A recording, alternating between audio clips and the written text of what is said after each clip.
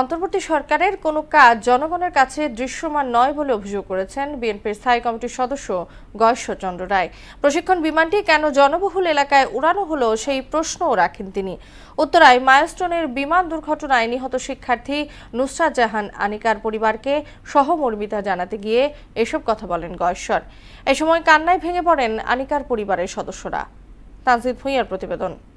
আমার মেয়েকে আমি ফিরেছি মানে দিতে পারতেছি না। আমার মেয়ের আমি পাইলাম। মাইলস্টোনের তৃতীয় শ্রেণীর শিক্ষার্থী নুসরাত জাহান আনিকার বাবা মায়ের চোখের জল আর আর্তনাদি বলে দেয় কি হারিয়েছেন তারা। আমার মেয়ে এত কষ্ট করছে, আমার মেয়ে এত কষ্ট করে দুনিয়া ছেড়ে গেছে, আমি এটা কিছুতে মানে দিতে পারতেছি না।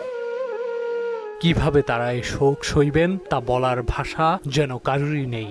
আমার মেয়ে অনেক লক্ষ্মী ছিল, আমি সবসময় আমার সাথে সাথে থাকতাম। আমরা শক্ত বিচার চাই, অনেক কষ্ট করছে, অনেক কষ্ট। কোশ্চিন করতে না গেলাম, পরীক্ষা পাস করতে দেয় না, খাইতেও পারে না আমার সোনা পাখি। আমার মেয়ে কলিজার টুকরা ছিল, অনেক আদরের। স্কুল থেকে এসে খেলাধুলা করতেছে, স্মৃতিগুলো চোখের সামনে বাসে।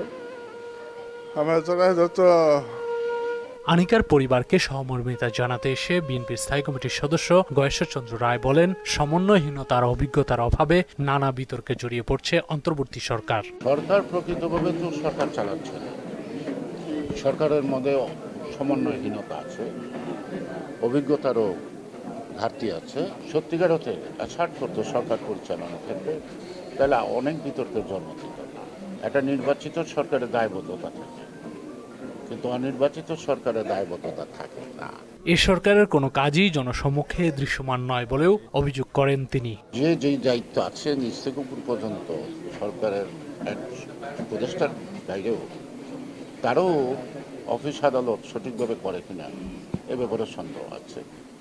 দীর্ঘদিন 17 বছরের যে দুর্নীতি ধারাবাহিকতা এখনো চলমান।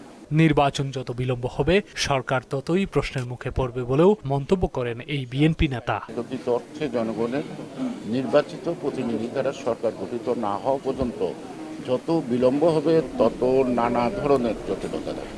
তানজিদ ভুঁইয়া, মোহনা সংবাদ, ঢাকা।